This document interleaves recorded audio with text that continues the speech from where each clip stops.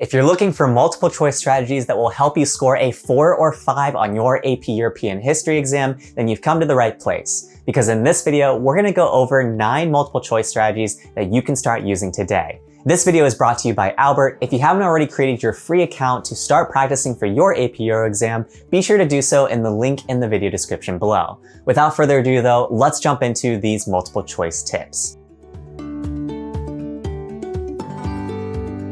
Our first tip when it comes to the multiple choice section is to pay attention to soapstone. This is a strategy that is commonly used not only in AP European history, but also in other history classes that you'll take related to the AP program. The first letter S stands for asking yourself the question of who is the speaker. You're going to want to think about who the person is and how that voice tells a particular story. What's their background? What do they care about? Why might they be motivated to have contributed this primary source? Whatever the case may be, you're going to want to think about these sorts of things whenever you are presented with a primary source. The O stands for occasion. So what is the timeline or context behind the time and place as to why this particular thing was written?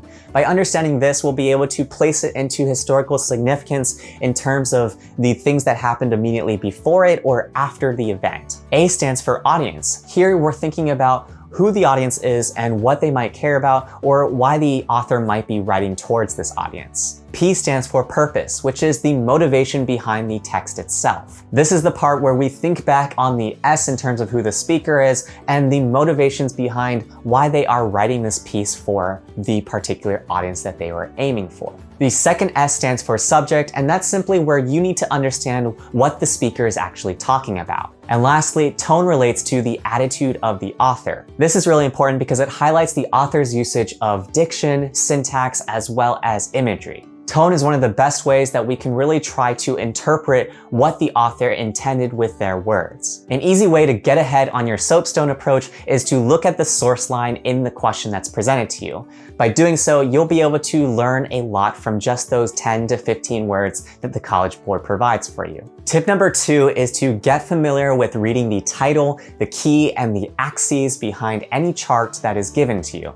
Oftentimes on the multiple choice section of the AP European History exam, this will give you some background context behind these sorts of things that the test makers are asking of you. By understanding the axes of the data that's being presented to you, you'll be able to draw a better understanding of the trend lines that you're seeing in the actual data itself. Tip number 3 is to pay attention to the clock. When it comes in the multiple choice section, you have 55 questions and 55 minutes to answer those questions. So that means that you have about 1 minute to answer every single question.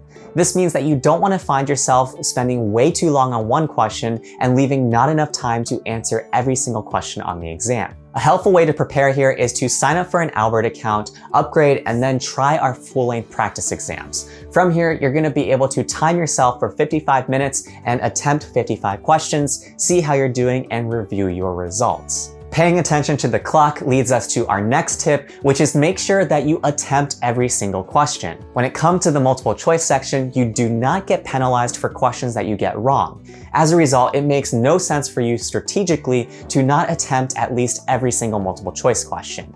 Even if you don't get the chance to read every single multiple choice question, it makes more sense for you to put something down than to put nothing at all. Before we head into tip number 5, if you're finding this video helpful, do us a favor and hit that like button below. By doing so, you'll help more AP Euro students find this video. Tip number 5 relates to our prior tip, which is to use the process of elimination. In the case in which you are trying to attempt every single question on your AP Euro exam and you're able to eliminate even 1 or just 2 of the answer choices, your odds of getting that question right significantly improve. So as much as possible, try to figure out in each of the answer options which one of these answer options is completely out of the ballpark, which ones are pretty wrong because of XYZ, and then eliminate them from the ones that you are considering. Tip number 6 is to use your writing utensil. As you work your way through the multiple choice test, it can be helpful for you to be actively engaging with the questions that you are answering. It can be helpful, for example, to circle keywords, like whenever the question asks you to figure out the things except, you're going to want to circle the word except. Or when you eliminate a particular answer choice, you're going to want to actually physically X out that answer choice. That way you don't spend more mental time or energy in thinking about that particular answer choice. You may also find it helpful to annotate the SOAP components of every source line. So this is where you're going to want to annotate things like the speaker, the occasion, the audience, and the purpose of the particular document. Doing SOAP annotations can be a great way for you to remember to contextualize everything.